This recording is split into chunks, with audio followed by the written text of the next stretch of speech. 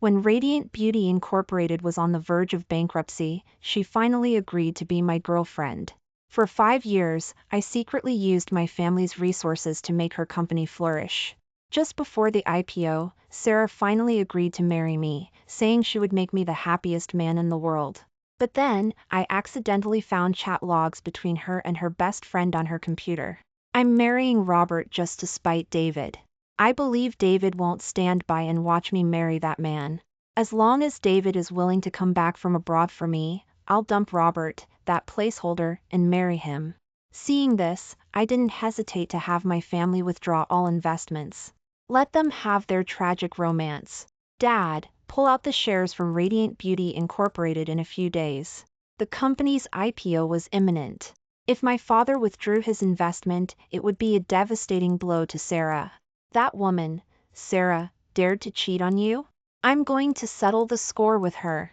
Though I had been working undercover at Radiant Beauty Incorporated all these years, my father knew my capabilities. Upon hearing the news, he was furious. Dad, I'll settle the score with her myself, I replied coldly, my voice slightly hoarse. My father knew I was deeply in love. He sighed, told me to handle it myself, and hung up. My gaze remained fixed on the shocking chat logs on the computer screen before me. Sarah was my junior in college. During freshman orientation, I spotted her in the crowd and felt a flutter in my heart for the first time. Later, when she was being harassed by some thugs, I got into a fierce fight with them for her sake, ending up with a bloody head. That incident brought us closer. But throughout college, she had a boyfriend who wasn't around, so no matter how I pursued her, her attitude towards me was always cold. Looking back now, I realize how pathetic I was. It was precisely her indifference that made me want her even more, fueling a growing desire to conquer her. It wasn't until the year she graduated that she suddenly sought me out and asked me to join her for a drink. That night, she drank a lot and started crying, saying her boyfriend had betrayed her and gone overseas. By the lake, she cursed, saying there wasn't a single good man in the world. Finally, she leaned on my shoulder and cried for a long time. It was from that day on that I wanted to show her through action that there was a man in this world who truly loved her. After graduation, she started a cosmetics company, but just 1 year later, the company went bankrupt, racking up millions in debt. It was during that darkest period of her life that she gradually emerged, with my companionship. Only then did she finally agree to be my girlfriend. I then convinced my father to use our family's resources to quietly help her from behind the scenes, getting the company back on track. 5 full years later, the company was finally nearing its IPO. On the day the company's IPO application was approved, seizing her good mood, I proposed to her. After considering it for a day, she actually said yes. I was so excited I didn't sleep all night, thinking we could finally have our happy ending. Little did I know, all of this was just her plan to provoke her white moonlight, the man who had once abandoned her and gone overseas. And I was merely a pawn. On our wedding day, I would probably become everyone's laughingstock. Sarah left in a rush that afternoon, perhaps forgetting to log out of her messenger on the computer.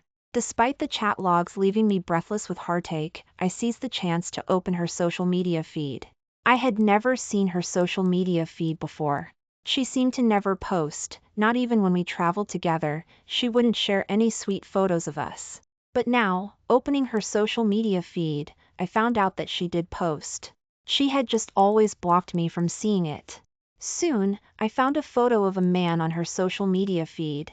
Though only his arm was visible, the international watch on his wrist was particularly glaring. I had seen it in her bag a while ago. I had thought this international watch was a gift she had meticulously prepared for me. However, it was actually a gift for another man. Turns out, she wasn't incapable of romance. She just didn't want to waste it on me. Just then, my phone rang. Robert, get over here quickly. Sarah's arguing with someone. I'm afraid she'll get bullied. Through the phone, I faintly heard Sarah's angry voice. You scumbags, you have to apologize to my boyfriend. My heart twisted violently.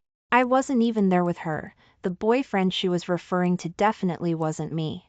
I wanted to know what was happening tonight, so I put on a jacket and went to the shoe rack, only to find the pearl necklace I had given her lying silently on the floor. Looking closely, several pearls were cracked. One, in particular, was crushed to powder by a high-heel sole.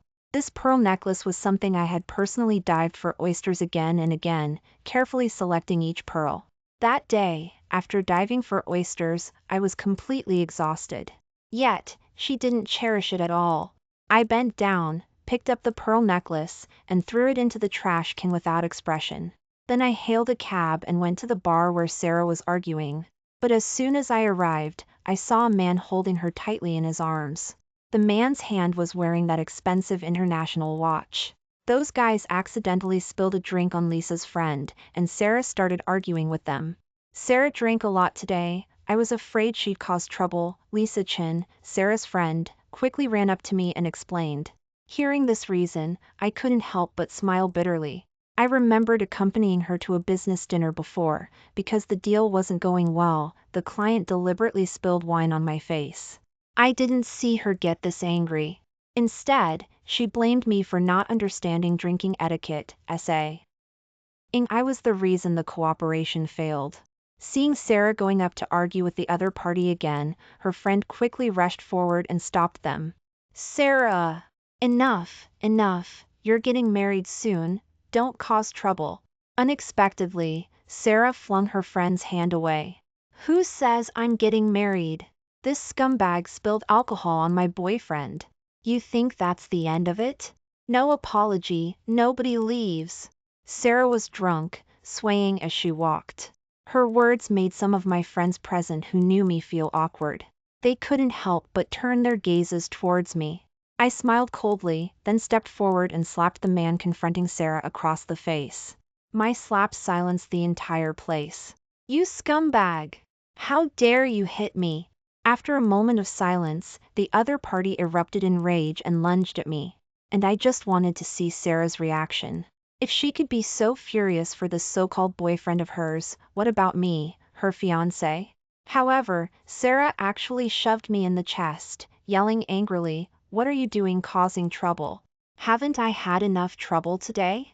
You're useless." Sarah's words completely chilled my heart. She even looked at the other party righteously and said, "Now we're even. Get out of here." The other party was relatively sensible, especially seeing my grim expression. He didn't dare to continue making a scene and left muttering curses. After he left, Sarah slumped heavily onto the sofa. Lisa Chin awkwardly explained to me, "Robert, don't overthink it. Sarah drank too much just now, she was just rambling. This is David Carter, Sarah's high school classmate, who just came back from overseas today." I glanced at David Carter indifferently, noticing a faint, almost imperceptible smile on his lips. His eyes, when he looked at me, were filled with disdain and triumph. "David, this is Sarah's fiancé, Rob." However, before her friend could finish the introduction, Sarah suddenly sat up from the sofa. "Colleague, W. Hat fiancé." This sudden stab made my body tremble. The atmosphere in the room instantly became incredibly awkward. After a long silence, Sarah's friend quickly tried to smooth things over, handing me a cup of alcohol. "Hey man, I'll make a toast to you." Unexpectedly, Sarah, who had just slumped back down, sat up again, glaring angrily at her friend and yelling, "Don't you know your man is allergic to alcohol?" Indeed, I am allergic to alcohol, and she knew it. But what surprised me was David Carter's reaction next. "Sarah, you've had too much to drink. Lisa is making a toast to Robert, not me." Sarah then looked relieved. "Oh, well, he can drink a lot. Everyone in the company, he's the best drinker." Hearing these words, I felt something in my heart shatter with a bang. It left my heart broken into pieces, bloody and bruised. I remembered a business dinner a few years ago. Before going, I told her I was allergic to alcohol. But when we got to the restaurant, she immediately told me to make toasts to the clients one by one. She said that at a dinner like this, it was inappropriate for a man not to drink. That day, I ended up in the hospital, and she even blamed me for being useless, collapsing after so little alcohol. Yet, despite such a profound lesson, she still didn't remember that I was allergic to alcohol. It just goes to show that she truly never had me in her heart. Coming here this time, I had held on to one last sliver of hope. But now, it was completely shattered. Just then, David Carter stood up and said to me, "Since you're here, take Sarah home. I just got back to the country and can't take care of her tonight. Oh, and remember to make her a cup of lemon and honey tea when she wakes up tomorrow, she loves it. And if she doesn't drink it, she'll have a headache all day. Don't forget to cover her with a blanket at night either, her sleeping habits are bad when she's had too much." David Carter's words, in every line, told me that he seemed to know Sarah better than I did. Today, he was just dumping this mess on me. I stared at David Carter's triumphant eyes for a long time, truly wanting to punch him. But in the end, I held back. I wanted to see how long they would keep up this act. On the way back, I felt a stinging sensation in my eyes. But as a man, I didn't want to cry. I didn't want to appear so vulnerable.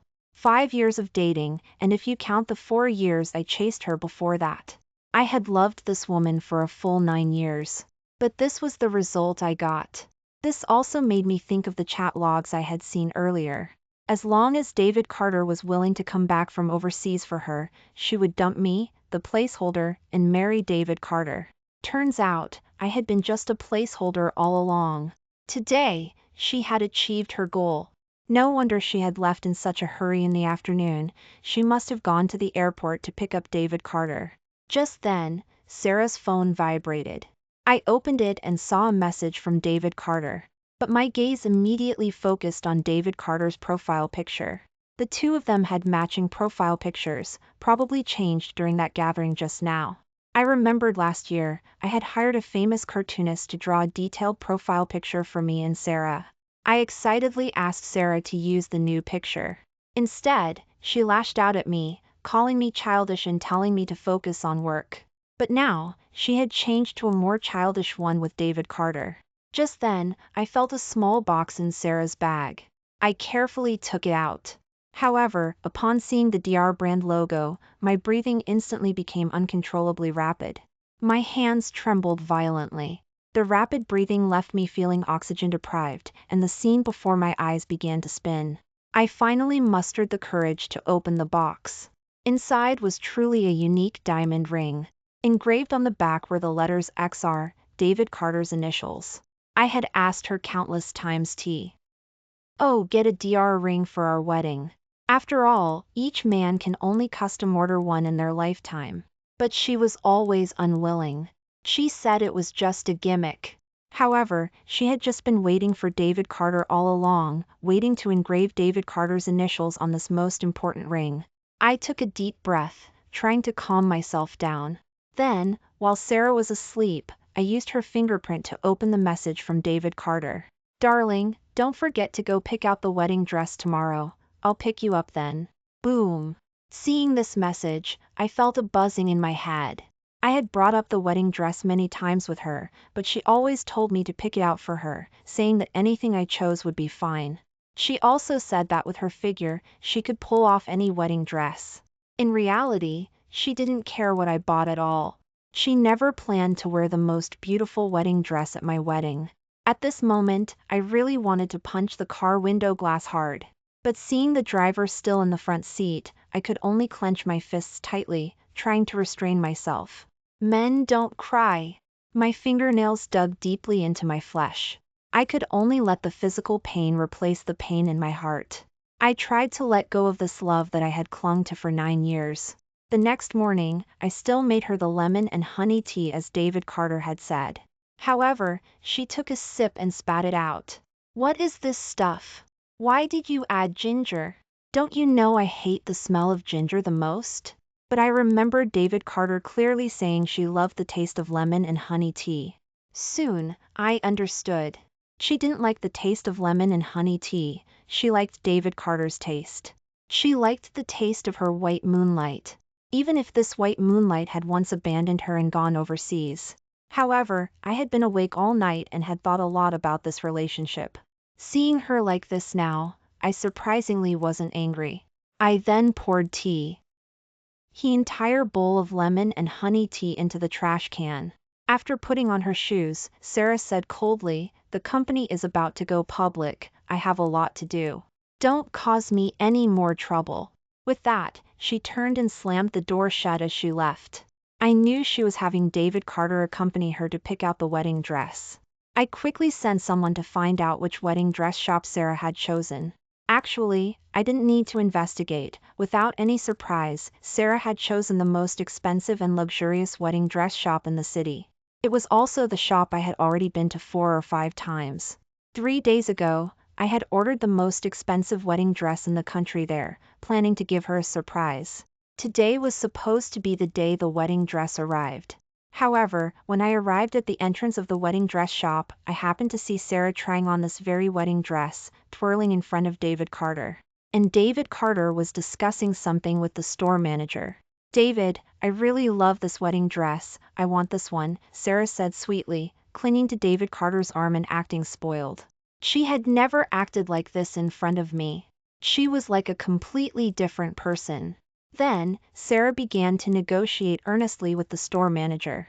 "Call the other customer and tell them I'm willing to pay an extra 100,000 yuan and compensate them another 100,000 yuan, as long as they're willing to let me have this wedding dress." Hearing this, I couldn't help but smile bitterly. So, for her white moonlight, she was truly willing to do anything for him. She was even paying for this wedding dress herself, just to be with this white moonlight. But did she ever consider how she got this money in the first place? The store manager was naturally tempted by the price Sarah offered and turned to go into the storage room, saying she would call me. I slowly walked behind Sarah. David Carter saw me first, his face immediately turned ugly. Then, in front of me, he took Sarah's hand and used his eyes to signal her that I was behind her. Sarah turned around then, saw me, and instinctively frowned. "There's so much going on at the company, why aren't you at the workplace? What are you doing here?" However, she didn't show any embarrassment at all. Instead, she started with a barrage of questions. I just looked at her quietly, not wanting to argue with her. Last night, my heart for her had already died. Grieving for her again wasn't worth it at all. Seeing that I didn't speak, Sarah tucked her hair behind her ear and finally spoke again. "Robert, you see, the person I truly love is David Carter. Don't make a scene. I'll give you a sum of money, and I hope you can leave gracefully." My gaze remained fixed on her eyes. Coming here this time, I only wanted to ask her one last question. "Sarah, I just want to know, all these years, did you ever truly love me?" Upon hearing this, Sarah's lips curved into a scornful smile. "Robert, I know you're head over heels in love with me. But today, in front of David Carter, I must honestly tell you, I never loved you. I only agreed to be with you because I felt sorry for you, chasing me for so many years. My heart has always been with David Carter." Although this was the answer I expected, Sarah's words were even more heartless than I had imagined. Good. If she could be this heartless, why couldn't I? Just then, the store manager came out of the storage room. "Miss Jenkins, I'm sorry." Before she could finish speaking, she saw me and looked surprised. "Oh, Mr. Miller, you're here. This lady." Before she could finish, I interrupted, "It's fine, give the wedding dress to her. I hope they can be happy." With that, I turned and left the wedding dress shop, calling my father. "Dad," announced the withdrawal of investment on Sarah's wedding day. It was time to put an end to everything related to Sarah. Although 9 full years of love left me feeling very unwilling, perhaps these were the most precious 9 years of my life, encompassing my entire youth. But I had to be responsible for being blinded by love and pay for my naivete. The price of unrequited love is always heavy. But I had to move past all this and start my life anew. After leaving the wedding dress shop, I went back to the workplace. But as soon as I entered, I heard colleagues discussing amongst themselves. "Did you hear? The man Miss Jenkins is marrying this time isn't Robert Miller, but a handsome guy named David Carter. I heard that guy is Miss Jenkins's white moonlight, she's liked him for many years. Ms. Peterson just showed us a picture of David Carter, he's way handsomer than Robert Miller is miles behind him.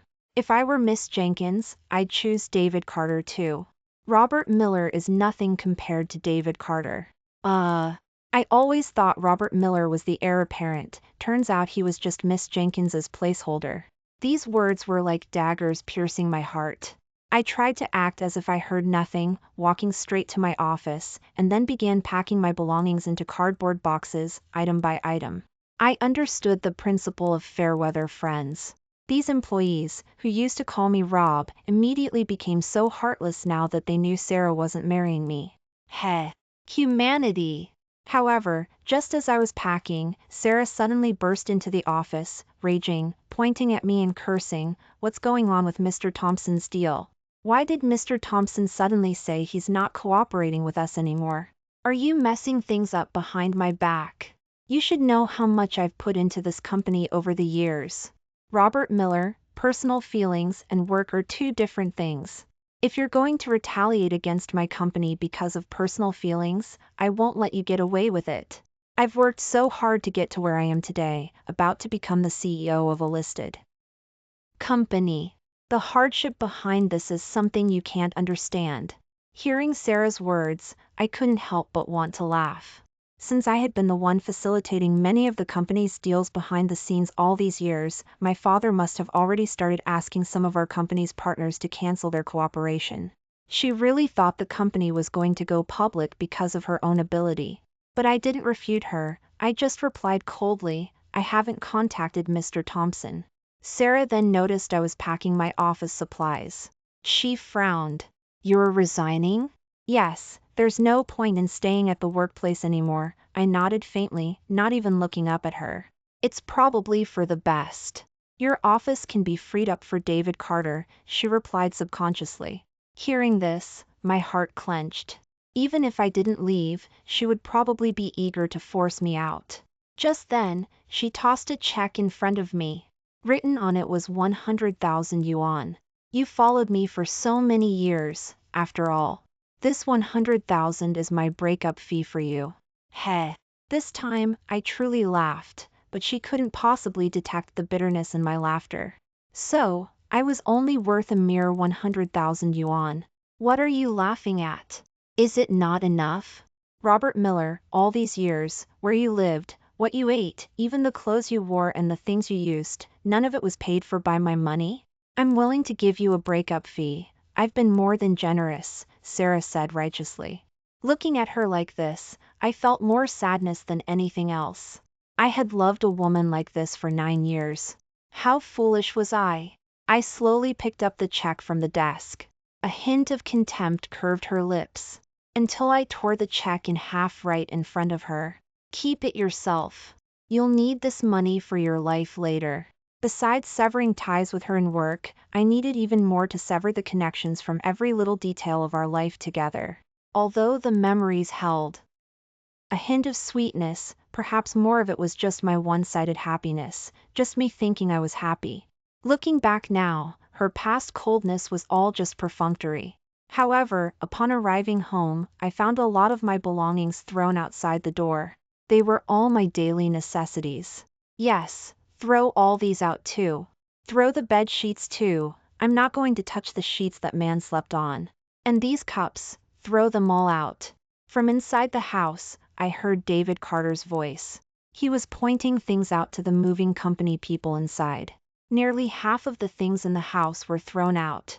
My clothes were scattered all over the floor, several pieces stained with dirty footprints. "Aren't you being a bit excessive?" I wasn't enraged, I just spoke coldly. He turned his head then, met my gaze, his eyes holding a hint of superiority. "I thought you wouldn't be coming back, so I was just clearing these things out." He said it very casually. Then, he slowly walked towards me. "Sarah has dumped you. You should understand that this place belongs to me now. It's only natural that I should throw out your things, right? After all, I'm a clean freak." Looking at him like this, I suddenly understood why Sarah loved him so much. It was because they were truly the same kind of person. Both of them were so ridiculous. "Go ahead and throw them out. I don't want these things anyway," I smiled slightly. Coming back this time, I only wanted to retrieve one thing. It was the most important thing in my life. With that, I walked around him, wanting to go inside and get that important item. However, he reached out and stopped me. What do you think you're doing? This is my house now, you have no right to go in. I looked at him and explained, I have something very important still inside. I'll leave as soon as I get it. Saying that, I walked straight into the living room, but upon seeing that one corner of the shell sculpture had been chipped, the anger I had been suppressing inside finally erupted. How could you chip it? This shell sculpture was made by my mother when she was alive. She spent a whole day with me by the beach, using shells we picked up one by one and gluing them together. I was only 10 years old then. Since I started living with Sarah, I had placed it in the most prominent spot in the house. Every day, looking at it felt like seeing my mother. But now, it was broken. Just like the lingering image of my mother was broken. As I bent down to pick up the shell fragments scattered on the ground, David Carter picked up the shell sculpture. What's so sad about this piece of junk? Put it down! Seeing him casually playing with it, my heart leaped into my throat. He raised an eyebrow and let go of his hand in front of me. Bang! The shell sculpture, which was originally just glued together shells, shattered completely. Oops, it slipped. David Carter feigned an innocent look, but a triumphant smile played on his lips. Watching the sculpture completely break, the heart I had just managed to heal was shattered again at this moment. It hurt 100 times more than losing Sarah. You scumbag! I got up like a madman and swung my arm, hitting David Carter hard in the face. His mouth immediately split open, and he stumbled back several feet. Just then, Sarah returned. Seeing the situation, she rushed inside and slapped me backhanded. Then she hugged David Carter and started fussing over his injury. Furious, I glared fiercely at Sarah. Sarah knew how important this shell sculpture was to me. However, Robert Miller, don't you dare go too far. Just because of a shell sculpture, you think it's okay to hit someone. Apologize to David Carter immediately. Seeing her reaction like this, I finally knew that she had truly never cared about me. I was so angry I couldn't speak. I just bent down and started picking up the shells, one by one, from the ground. Soon, my fingers were cut by the shell fragments, causing a sharp pain. Are you deaf? I told you to apologize to David Carter. Sarah continued to be relentless. I still ignored her and kept picking up the shells. But just as I finished picking up the last fragment and was about to stand up, Sarah swung her hand and knocked all the shells back onto the ground again. I told you to apologize to David Carter. Her voice became even more piercing. I bent down once more to pick up the fragments. At this moment, all I wanted was to take these fragments away. I didn't care about anything else. In my ears, Sarah's voice comforting David Carter rang out. Don't mind this lunatic. I'll take you to the hospital to get this treated first. This kind of lunatic won't come to a good end. With that, Sarah gently put her arm around David Carter and took him to the hospital. When I finished picking up the shells and walked out of the house, it was raining outside. That day, I don't remember how I walked all the way back to my own house from Sarah's place. I also forgot how long the journey took. For the next few days, I had a high fever, drifting in and out of consciousness. In my dreams, I saw my mother. She didn't speak, she just held me gently like she used to when I was a child. The day my fever broke was the day of Sarah and David Carter's wedding. Because I had kept my father out of my relationship with Sarah, Sarah didn't know until then that her company's largest investor was my father. Hiding my identity had always been my father's idea. 5 years ago, when Sarah agreed to be my girlfriend, I excitedly told my father the news. That day, my father said sternly, "Before you get married, you mustn't tell that girlfriend of yours about our family situation. That way, you can see her true heart. That way, you can be sure she's not with you for the money." And back then, in my naivety, I argued with him. Dad, Sarah isn't that kind of person. We're together because of love. Heh, rememberin'. Gee, what I said back then. I was truly, foolishly naive. As the company's largest investor, my father was naturally the most important guest at Sarah's wedding. When I arrived at the wedding venue, even though the ballroom was already full of guests, Sarah and David Carter were still standing at the hotel entrance, looking out expectantly because my father hadn't shown up. Sarah's wedding this time was truly grand. There were hundreds of tables for the banquet. They had also invited many media outlets who live-streamed the event. It was a high-profile affair, seemingly announcing their beautiful love to the whole world. The huge wedding photo banner on the exterior wall of the hotel was clearly visible from 100 meters away. Too bad. This wedding wasn't going to happen today. Robert, why are you here? You're not here to cause trouble, are you? Today is Miss Jenkins's big day. Don't mess things up.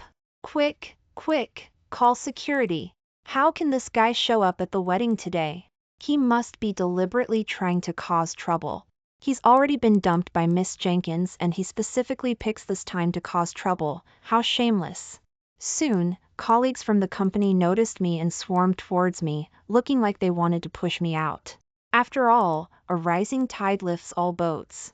With the company about to go public, their salaries and bonuses would double, and if they were lucky, they might even get company shares.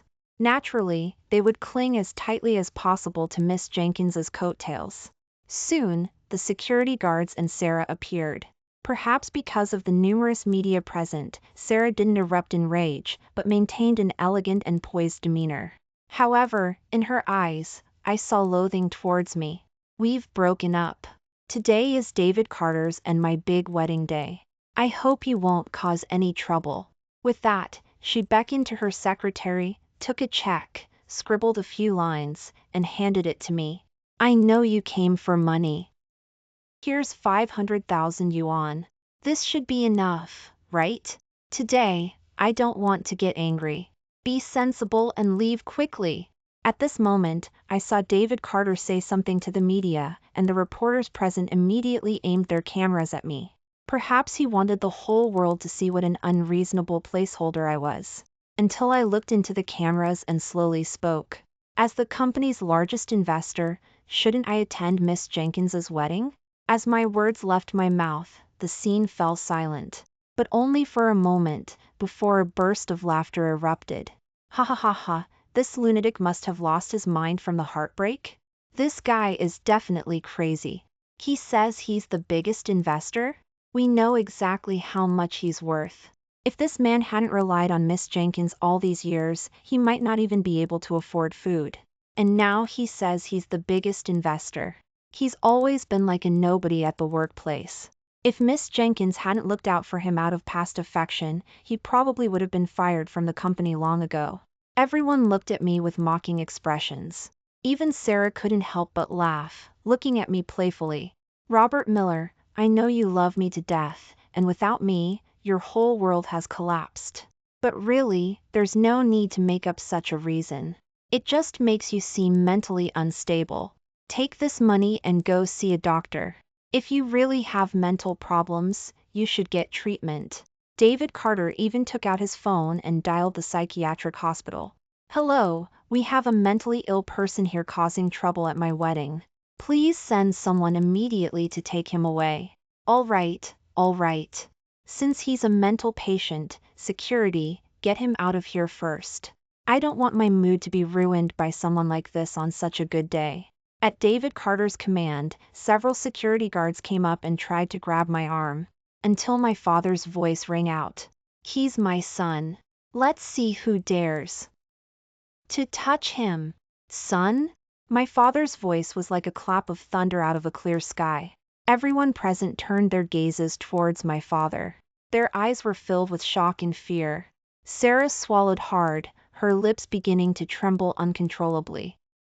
Chairman Miller, are you joking? She looked at my father obsequiously, her expression visibly terrified. My father's response to her was a powerful, heavy slap. Smack. It sounded like thunder.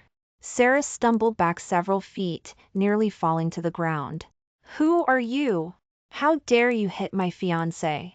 David Carter, still unaware, saw my father slap Sarah and lunged forward with clenched fists.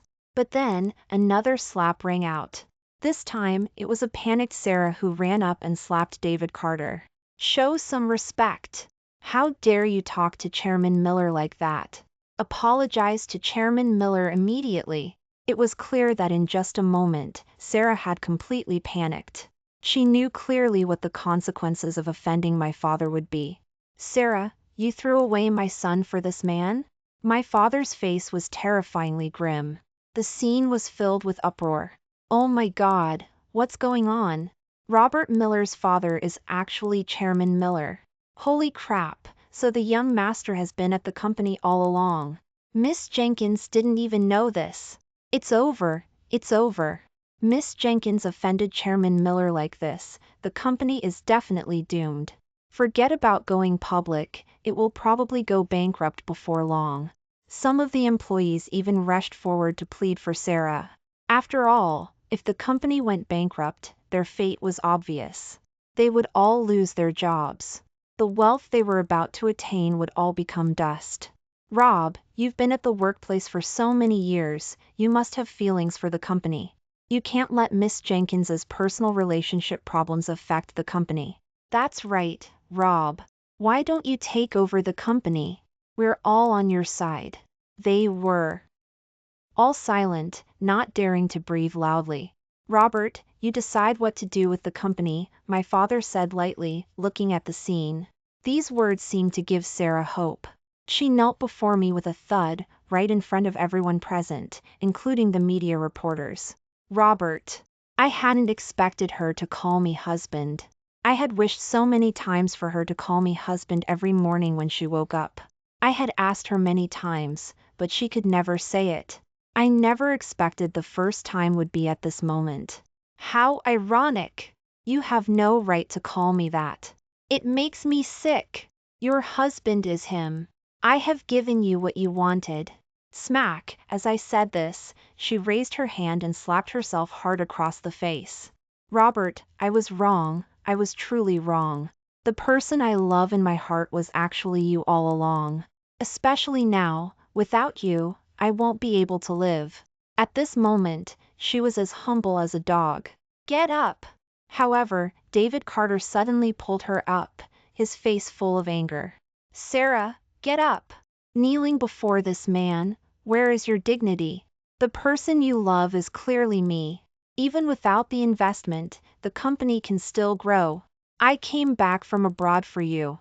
But just as David Carter finished shouting, Sarah suddenly stood up, her eyes bloodshot, and she grabbed David Carter by the neck. Instantly, David Carter's face turned red. And Sarah, still with a distorted face, yelled at David Carter, "This is all your fault, you damn it. You're just trash. I was blinded by love for you. Now, you just get the hell out." Looking at Sarah like this, I finally felt a profound sense of disgust for this woman. My father was right. You shouldn't let a woman know her boyfriend is rich. Otherwise, she's not after love, but money. Dad, let's go. I truly didn't want to see this disgusting scene for another minute. Robert, I love you. I truly love you. Give me another chance, please. Without you, I won't be able to live. Behind me, Sarah's voice was still echoing. I replied coldly. Then die.